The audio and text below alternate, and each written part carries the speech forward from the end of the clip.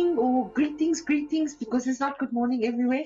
But it always is a good morning because it's a new day.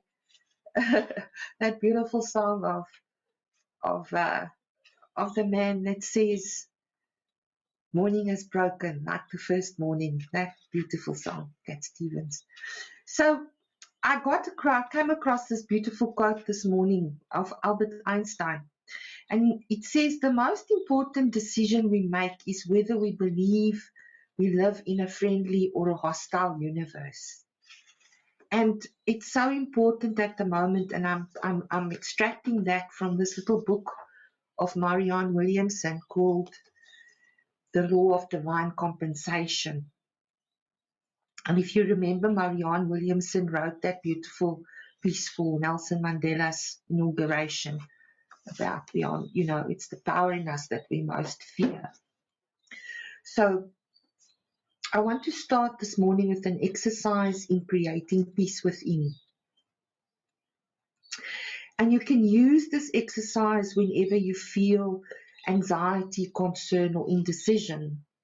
And it's something I take from a wonderful lady by the name of Eileen Caddy. And if I remember correctly, she was one of the founders of the Findon organization in England, which is a wonderful place to visit in Scotland.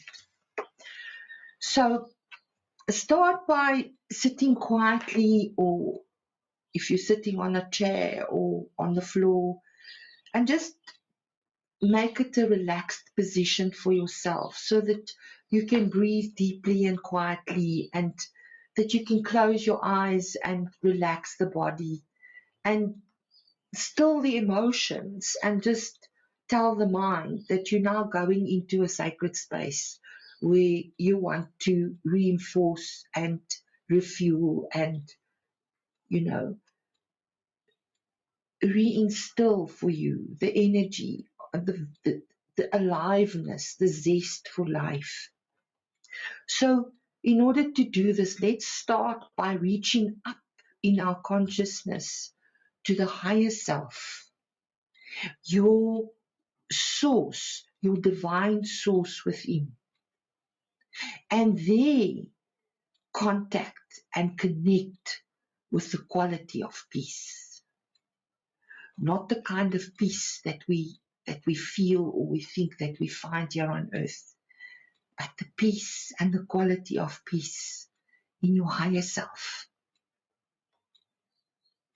And imagine a quiet, peaceful lake where the waters are absolutely still, above and below. And it's alive, but it's still. And be aware of a feeling of calm, like this peaceful, beautiful lake that feels all-encompassing and that envelopes you. And breathe in this peace. Let it flow into your mind, your emotions, your body. And let peace enfold you, embrace you, and fill you up and permeate your consciousness so that you can rest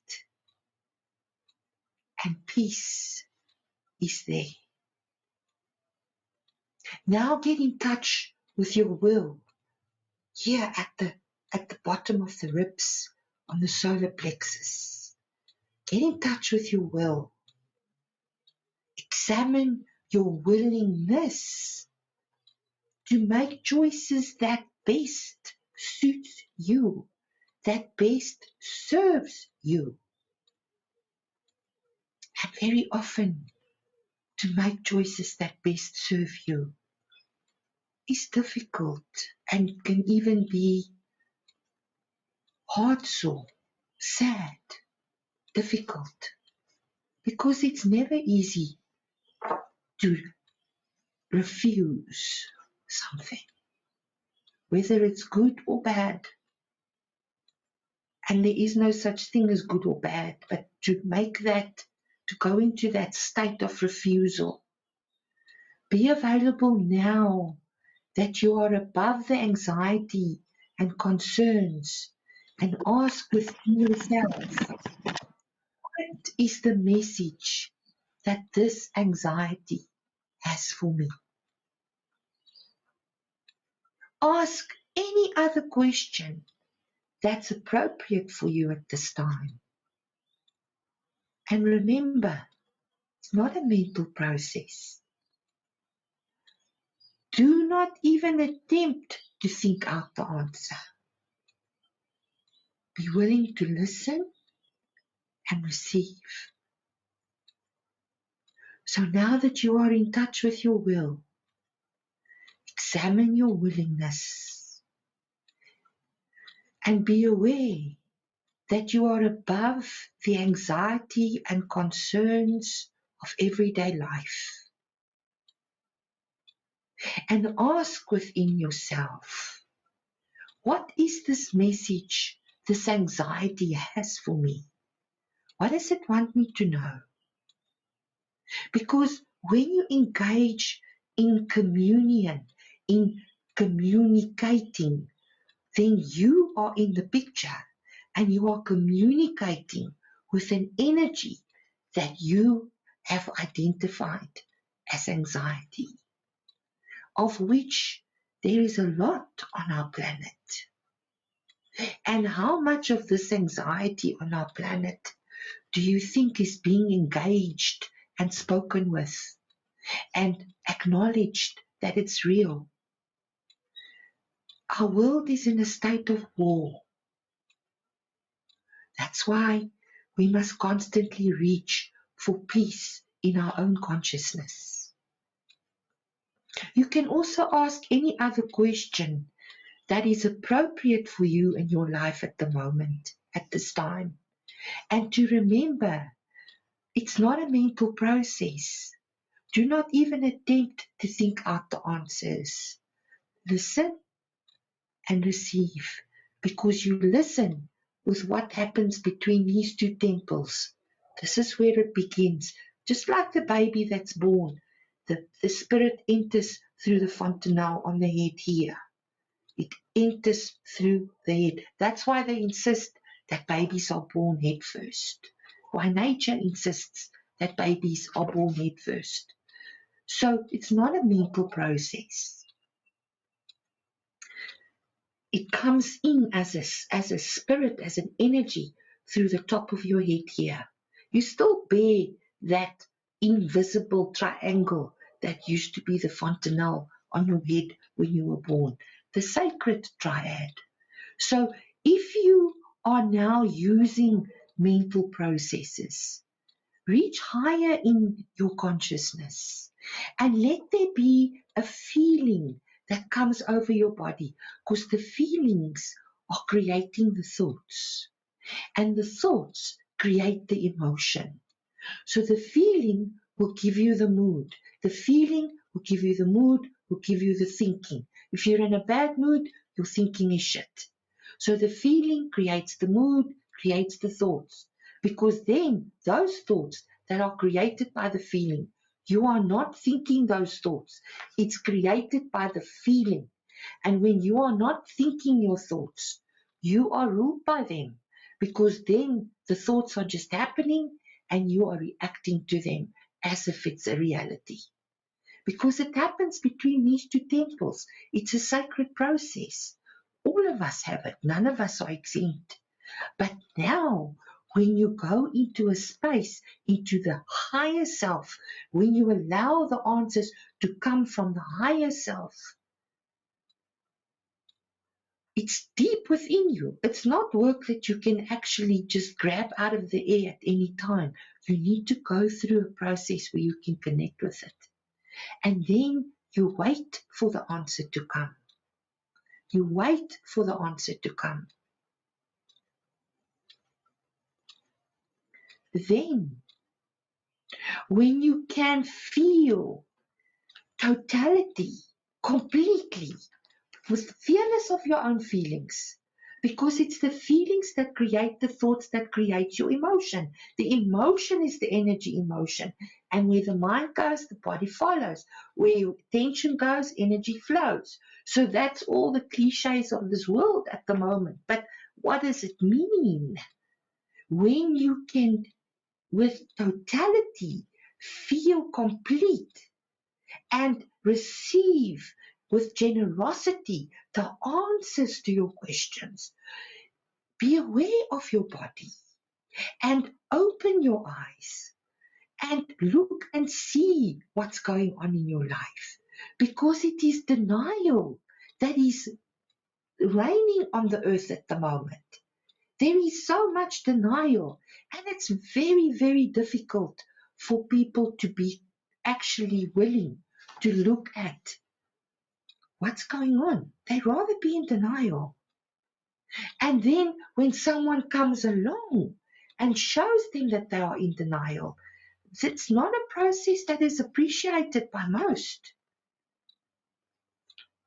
And you need to go about your usual work every day, dealing with so much denial, sometimes in yourself, but very often, mostly in others. Because if you have given yourself the opportunity to create peace within, to be aware, to observe without having to absorb, then you have come a long way. But you need to be aware of your body, because your body is communicating to you with the feeling. The body is saying, feel me, see me, hear me. All the five senses, it all belongs to the body. The sixth sense belongs to the higher self, to the consciousness within you. So now, when you go about your usual work every day, realize that it's very, very difficult to deal with a world that is in denial. People just say, I can't believe it. This can't be happening. It's never going to happen to me, etc., etc. But the world is a place of reality. We cannot skip what the world is all about. It is knowing what the world around us is all about, when we can actually elevate ourselves and remove ourselves from that universal thinking that is happening. But most people don't want to look at what is even. No, let me just talk about the things that feel nice. No, you got to look at it. Even if you open the drawer in your cupboard, you open the drawer that was in the darkness. It was in the shadow. And when you open the drawer, light falls onto it. It illuminates what's inside. Once it's closed, it's pitch black in there. You can't see a thing. But open the drawer and the light falls in. That is when Eskom gives us electricity over here so that the light can fall into the drawer. There's still spots that are in darkness. The darkness never goes away. There's always some aspects that will remain in darkness. Doesn't mean it's bad. Just means that there's no light there. And it's the same within you. Denial is a form of darkness that we bring over ourselves when we don't want to look what's in the drawer. We just close it. And as long as we can't see what's in the drawer, then we don't get affected by the fact that it's in need of a good tidy up or a good clearing out. Just like our own consciousness. So now, in closing, I want to say to you, go about your usual work and within you the attitude of peace. That's your connection in your highest consciousness. You are at peace, and all this goings on, all this that's going on here, can't touch you. You're in peace. Doesn't matter how many deadlines at work and how many crises and how many customers are screaming and how many people are not doing their part, and and how much people are lying about what they should be doing and they're not doing, and the story. Can't touch you. You have the attitude of peace, and then you affirm, I am the self. I can choose, because you can. Because so often we feel that we don't have a choice and that people force us into a corner and we don't have a choice. No, you can't choose. I can't choose. I have the attitude of peace. And I am in charge of my actions and myself and my emotions. I am the self. I am in charge. My presence is a gift. My authority is my presence. And my presence is a gift. When you're in the space of someone with authority, doesn't it make you feel safe? When you feel this person is in charge and they know what they're doing. It's such a wonderful feeling because you feel so secure in a person's presence with authority. Please today step into your authority. Please today remember who you are. I remember, so you remember. Can't teach you anything, but I remember, so you remember. So in this beautiful little book of Marianne Williamson, I found another few beautiful quotes that I want to share with you before I continue. And you know, the title of the book is The Law of Divine Compensation. Isn't it wonderful to know that there is a law of divine compensation? What does divine mean? Not divine as in the sense that it is holy or religious or it has some dogma attached to it. No, no, no. Divine in the sense that it is at peace, that it is pure, that is uncontaminated by the denial of people that refuse to accept their own greatness.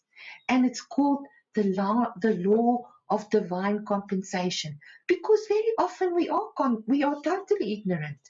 We don't know how to compensate ourselves simply because we are humble. We are taught that that's not something that you do. You don't put yourself first. You know, religion teaches us to always be last and to always sacrifice ourselves. But the law of divine compensation comes along and says, no, there is also a law that says, as you sow, so you reap. And what you put out, you get back. That's the mirror. That's the smooth lake. That's also within you. It reflects what goes on in you. Even if you do not communicate it, if you are pretending it, if you are denying it, it is always energy, always communicates. So by aligning yourself with thoughts of infinite love, because what is peace other than infinite love? When you are at peace, when you are with someone that you truly, truly love, you feel the deepest, innermost peace in that person's company. And sometimes we take that for granted because we get so used to that beautiful feeling, we don't feel it anymore. By aligning yourself with thoughts of infinite love, infinite peace for yourself and others, you gain dominion over the lower forms of the world. Isn't that beautifully written? You gain dominion over the lower thought forms of this world. Now, what are the lower thought forms? We don't need to go into them. You know them off by heart. But denial is one of the biggest ones, and so is disappointment and guilt.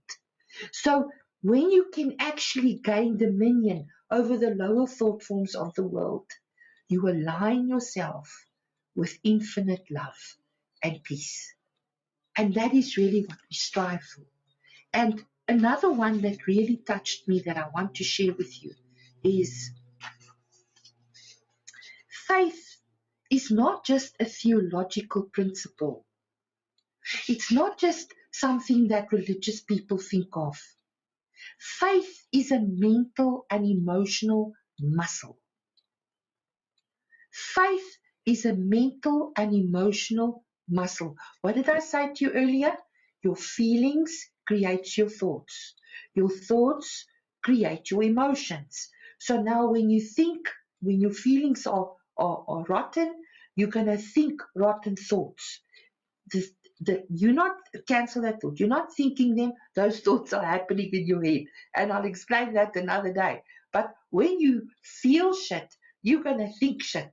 And that's not you thinking. That's what you think you're thinking, but the thoughts are happening in your head every nanosecond. But faith is a mental and emotional muscle. What does that mean? Faith is trust on steroids. You trust that you have the ability to rise above the things of the earth. You know that faith is an absolute I know, and nothing can shake you. Nothing can shift that. So here she says, putting love first, putting peace first means knowing that the universe supports you in creating the good, the holy, and the beautiful. It means knowing that you are on earth for a purpose and that the purpose itself creates opportunities for accomplishment and acclaim. And there's a lot of you that share your life with me that's already in this place where you are living your accomplishments and your acclaim. And they just keep coming. It's like beautiful, gentle waves, not like whoosh tsunamis that smash you on the other side and you get up all broken and bruised. No, not that kind of followers on Instagram and fame on all the likes that you get when someone buys followers for you in the background. Those are like tsunamis that smash you on the other side and you get up bruised and battered. No. When you have dominion, you are sovereign in your authority. And interestingly enough, I'm seeing several, and it's actually quite a lot, people that think that to give permission is a silly thing to do, that perhaps it doesn't really serve any purpose. That's quite okay. If that's what you want to, that's what Einstein says. You have the choice. You can make the choice. It's entirely up to you. So I'm not advocating that you must choose permission. But why do I suggest permission? Why do I suggest that you give yourself permission every day? I give myself permission to receive my highest good. I give myself permission to receive my highest peace. I give myself permission to receive my utmost highest best. I give myself permission to be pleasantly surprised. I give myself permission to feel loved and lovable. It's a clarification of purpose. But it also comes with permission, which means that you honor your own authority, that you honor your own dominion over the outcome, over that which is going to be your result. It will have your name on it. It will be your ownership. It will be something that you created. Therefore, you own it. There's no escaping the fact that you need to know that you own something. And very often I find that I'm judged for a lot of things by myself first and also by others.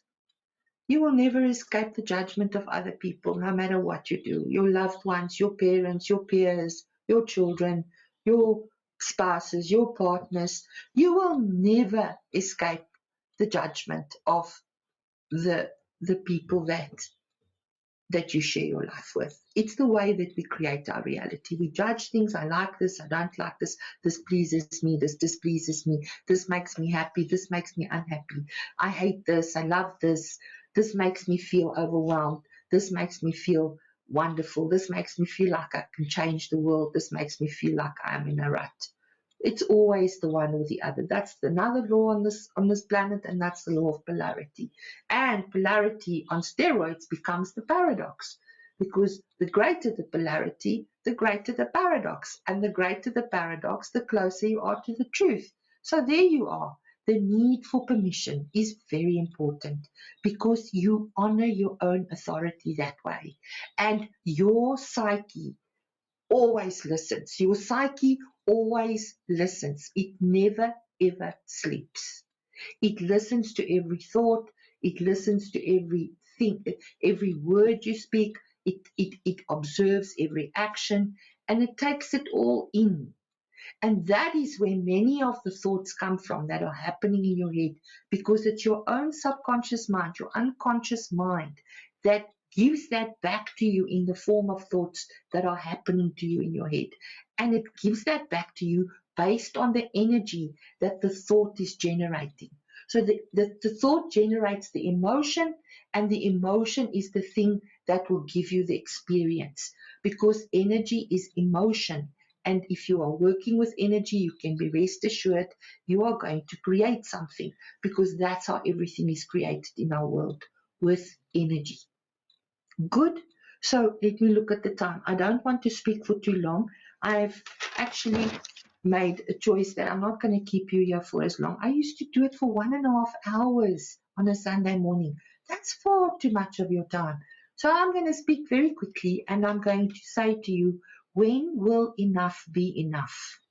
Your life is not about enough. Your life is about acceptance. You know, and this another day, and then I'll finally be there. No, that's the ultimate illusion. That this thing of time, that it's going to take time for you to get there, that it's going to take time for this to heal, that it's going to take time for you to get over this. No, it's not about time. It's about when you choose. It's when you say, I can choose to feel different. I can choose to liberate myself from the thoughts that are happening in my own head. And my wonderful teacher that I was privileged to share a long journey with in my life, Mr. Stephen Farrer, the head of learning of the Carl Jung Institute of Learning in South Africa, he said, your unconscious is ruthless. Your unconscious is ruthless. It's not going to spare you. It doesn't come from the others. It comes from yourself because that is how we learn and how we individuate and how we grow. By the things that we are given to overcome within ourselves. Just another day. I will finally be there. No, just another life. Not just wow, a wonderful new life waits for me to experience my own greatness, to experience my own ultimate peace, to experience my own ability to be the master of energy within myself and in my environment. And it's not going to be a path with moonshine and roses. That's the stories of Milton Boone and of, Catherine Cookson and Barbara Cartland. That's not the real life. Those are the beautiful stories that we can think of. Those are the fantasies. And yes, you can live them without a question. But to live the fantasy, you first need to get over all the obstacles in the way that your beliefs create. So yet you keep pushing away from being here. And due to how you feel about being here, because if the present is the threat, how are you going to be excited about the future? If this present is a threat, how are you going to be excited about your tomorrow?